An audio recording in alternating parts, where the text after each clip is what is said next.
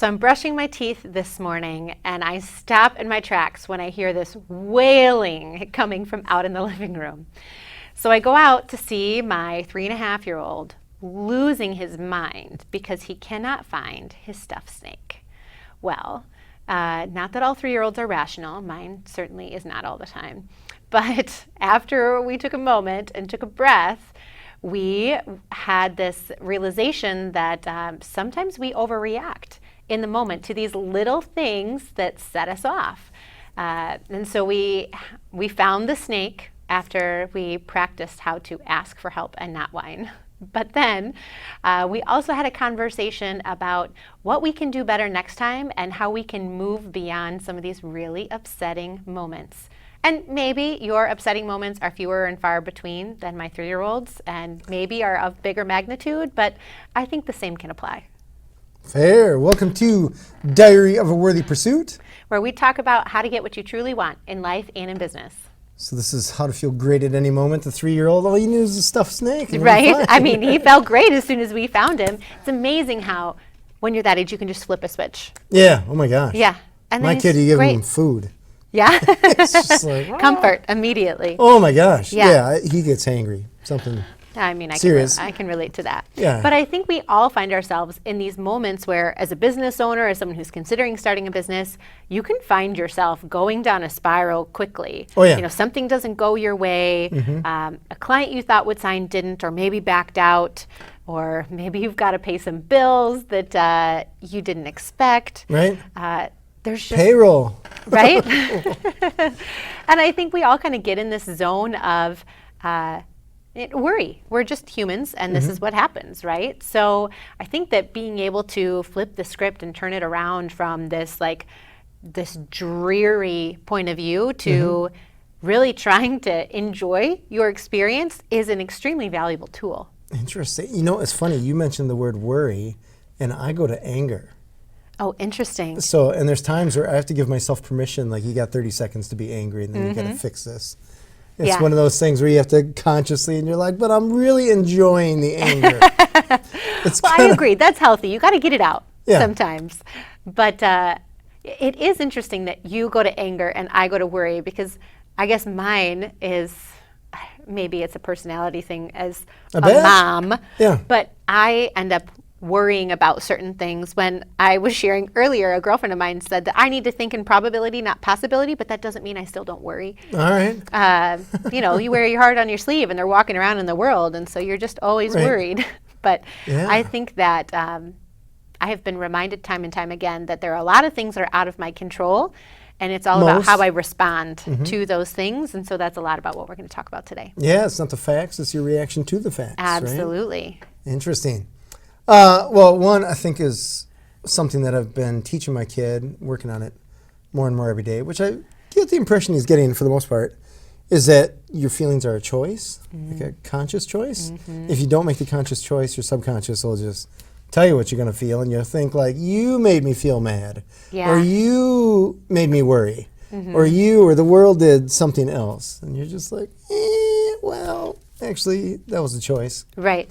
So just being aware that you have the choice. You know, I didn't put two and two together until right now, but my kids have been obsessed with the movie Inside Out, Pixar's Inside Out. Yeah. And if you haven't seen it, it's like everybody has a dashboard inside with different emotions that are driving your console. Oh. And so there's joy and anger and disgust and sadness, and there's another one I'm forgetting. But, fear.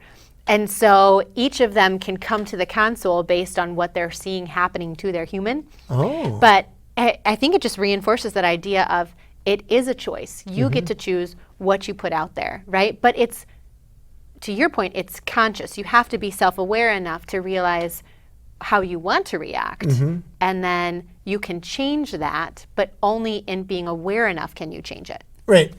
I think we both know a ton of people that aren't aware that they can control their emotions. Right. And they're probably in different states. You can see them either heated, angry, worried, just unnecessary emotion of some kind from my point of view. And you're just like, maybe fix that. Or just, one, know that you can. Right. Instead of feeling that this is happening to you. Right. A lot of times it's happening because of you. So which is one of those things, like, fix it. Right. just being aware you can fix it. I think we were taught, I guess it depends on your upbringing too, right? How you respond to certain situations. But there's this idea that, I just lost it. No, you're good. I just lost it. All right, because I was thinking about when you say things that happen to you, I immediately think we always talk about asking a better question. You know, how can this be happening for me? I know where I was going with that. Light comes down. It's that idea that our emotions are still valuable. We should still feel them, because if we don't, we push them all down, that's going to manifest in bad ways in our future. You know, Right. bottling it all up isn't good, because eventually that top's going to explode.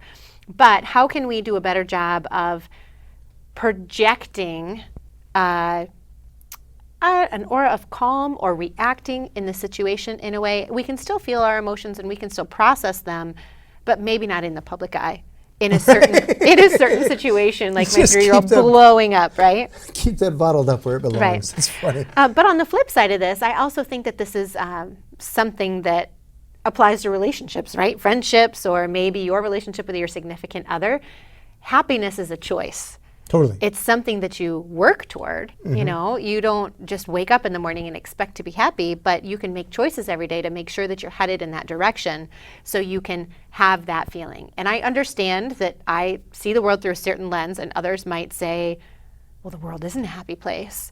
But I think there's a difference between victim mentality and a mentality of, I have the power to impact my direction and how I am feeling. Oh my gosh, the whole victim mentality is brutal. I've had employees that are just like, whether stuff is happening in their life or their perception of terrible things that's happening at work, Right. kind of thing, where I'm just like, let's just take a step back and look at your life, right? You got a house, warm, safe, and dry. You got food. You got vehicles. You can travel pretty much anywhere in the world.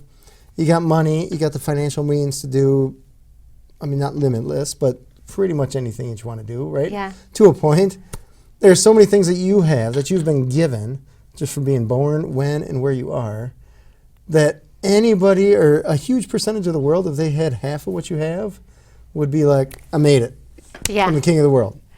So this brings up our next point, which is the idea of try to think of things that you're grateful for.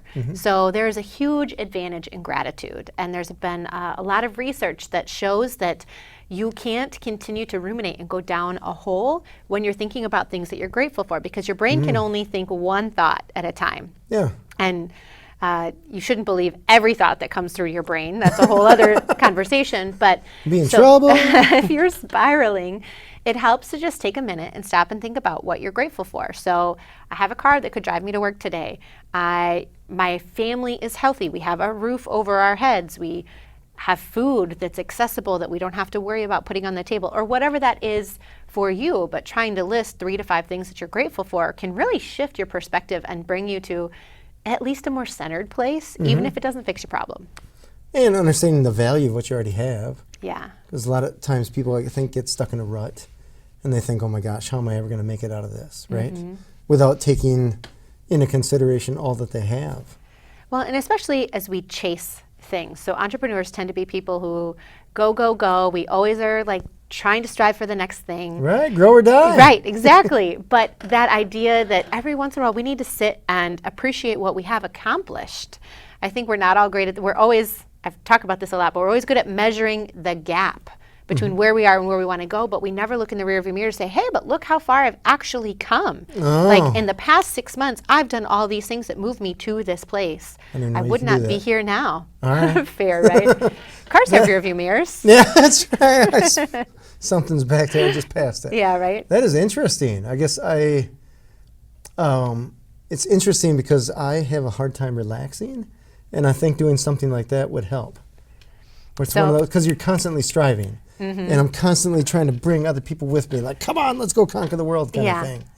Instead of being like, but look at what we already accomplished. But which is an extremely important value. But I think it is an opportunity for a lot of leaders that we just miss because we're so driven to go to the next thing. Yeah. So part of the goal achievement process that I train my clients in has a weekly preview. And within that weekly preview, we look at what are my biggest accomplishments and wins from last week? And you're doing it every week so you can celebrate those wins, because otherwise, if you're just like day after day going after the grind, it can really drive you down and take you to a mental place where you're like, I just feel like I'm not making any traction. I'm never doing anything. But looking every week at what am I accomplishing? But then also, how did the week go? You know, kind of do an after action review of like, these things worked, these things didn't. Cool, let's move forward. Sure. What did you learn? Yes. Right. Good or bad, right? Exactly. Another way we have here is to move your body, which is usually good. You know, it's interesting. I just did it again. So I'll give speeches and I'll snap my fingers or clap, and my wife always makes fun of me. She's like, "Oh my gosh, you giving another speech, James?" And I'm like, "Yes." Because if I were to do a speech where I was just like, hello and welcome to whatever the most boring thing in the world is. You're one of those singers. Versus, right, I don't even know what that is. But instead of snapping fingers, clapping, getting people out of their seats, moving around, high-fiving, whatever. Yeah. Totally different game. It is. And I think that when you bring that energy through movement, it inspires others to bring energy and movement. And sometimes if you can't get energy any other way, or you need to get out of a rut, moving your body is a great way because it produces endorphins, right? And endorphins are your happy hormones. So then that's good for your brain. It can help you shift how you're feeling. I was just in a networking luncheon yesterday where a gal said she was kind of in a hot seat thing where they were asking her a bunch of questions, just kind of a get to know you. And one of her things was, what do you do when you're stuck? Oh. I was like, well, that's a really interesting question, but I admired her answer, and I like to run. But she's like, I go for a run.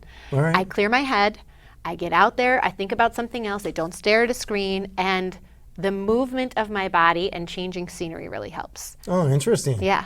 I had to get a trampoline, or didn't have to, but I got to. I got Yeah? a little mini trampoline Oh, for my fun. office, and I just do 100 jumps.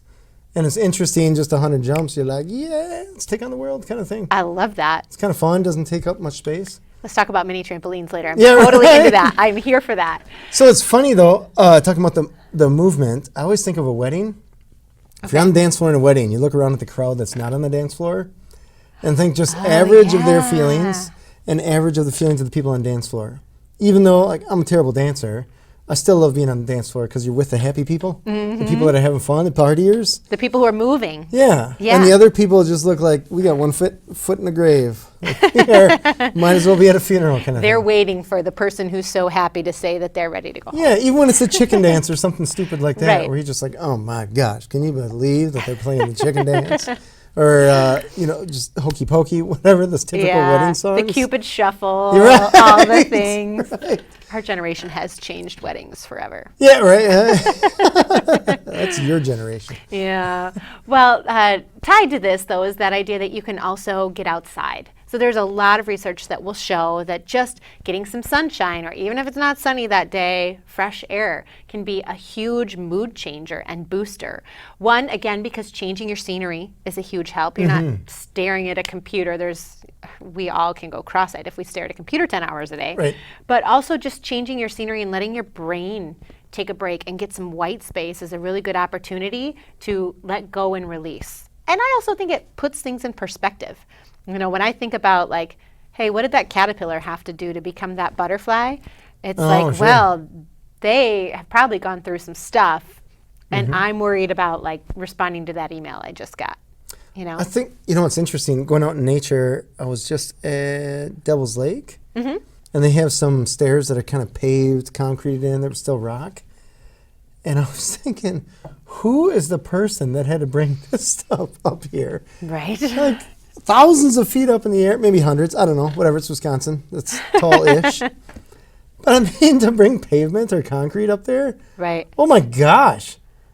That if somebody's like, hey, I will pay you $100,000 to just make this happen in a week, I'd have a hard time. Yeah. Like, that how are we wouldn't- logically, how are we going to make this happen? It's just crazy to just appreciate, like, oh my gosh, they did this so that I can Right. now just walk without thinking twice about it. Going rock climbing rather than hiking. Yeah, I'm more hiker. I don't need to climb Same, rocks. Yeah. same.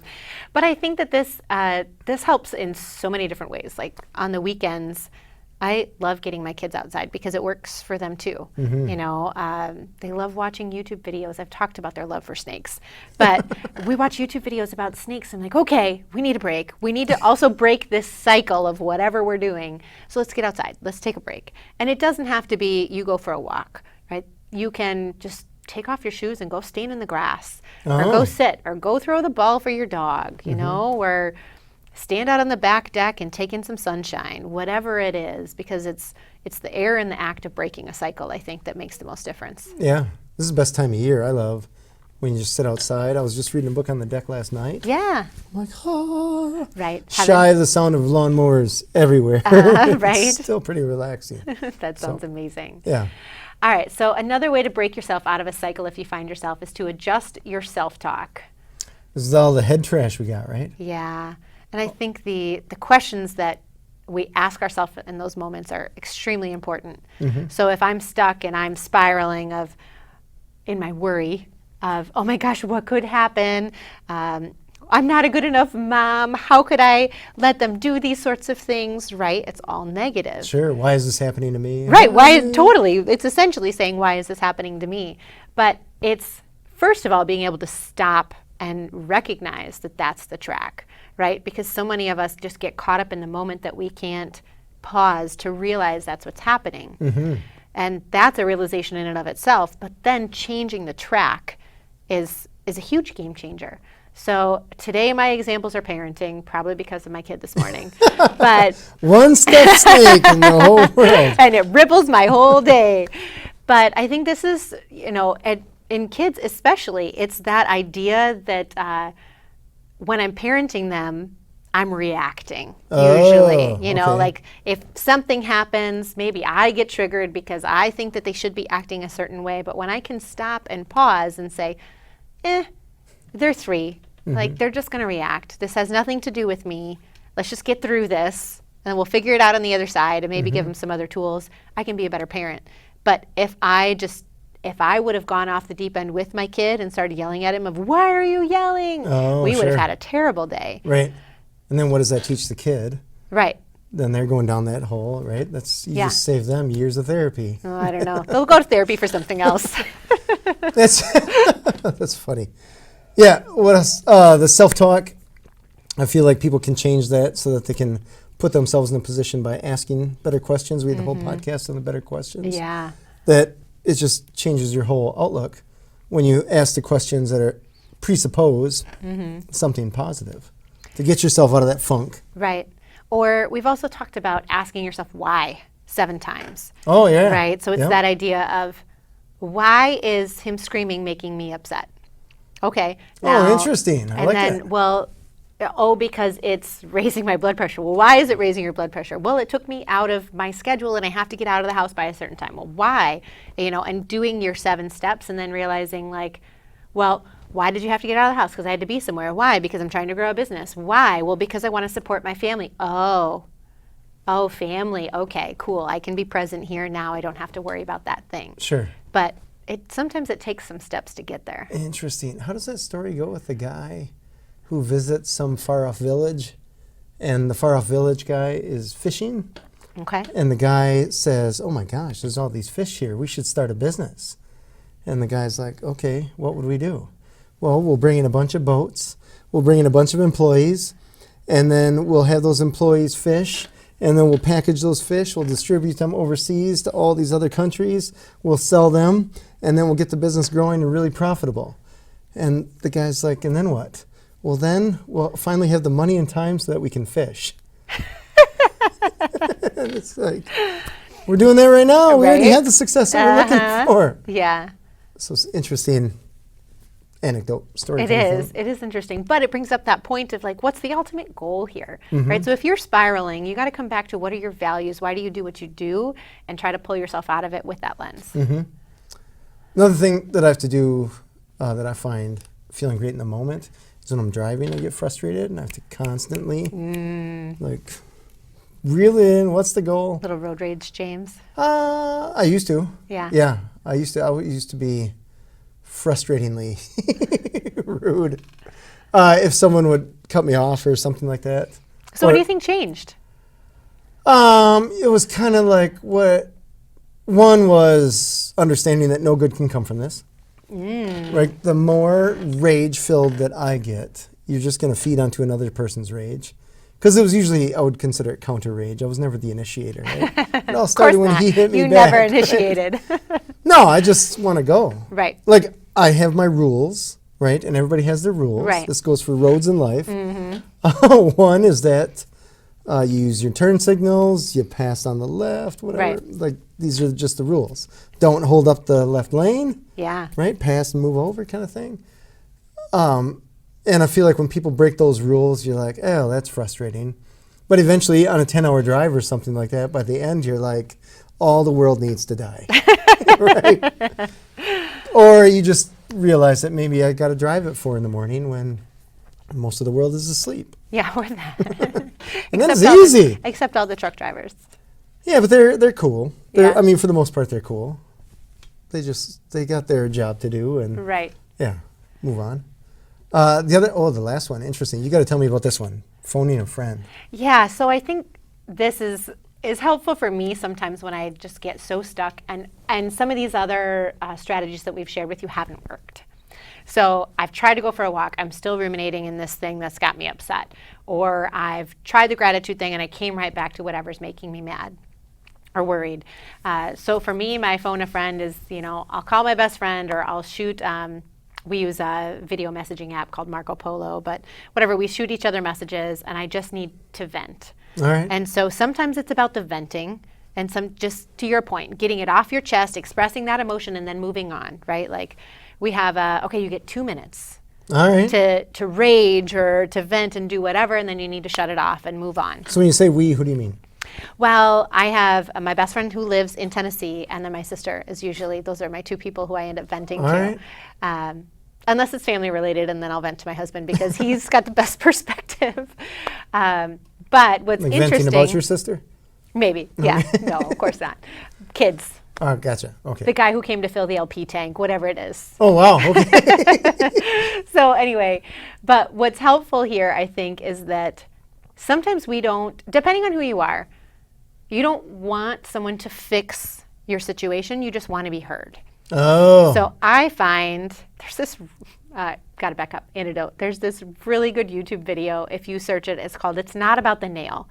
And it's this woman Yeah. who's got a nail in her head and she's venting about all the things like, I can just never find any clothes that fit. They're always holey. I always have a headache, blah, blah, blah, blah, blah. And he's like trying to point to the nail the whole time. She's like, it's not about the nail. It's really just this idea that like sometimes we don't want people to fix things. We just want to feel heard, especially in a moment where we're worried or frustrated and we don't feel like anyone is listening. So I think the phone a friend in that way is get it out, and then it's not, poisoning your body or your system. And then sometimes you can move on when you just let it go in that way. Like, okay, I had my minute, now I can move past that. Oh my gosh, that's so interesting that you say that, because I know that's what I'm supposed to do when my wife comes to me complaining about something, but I'm like, you came to me with a problem. My job is to fix it, right? I'm a fixer, that's what I do. Yeah. If it's not worth fixing, it's not a problem.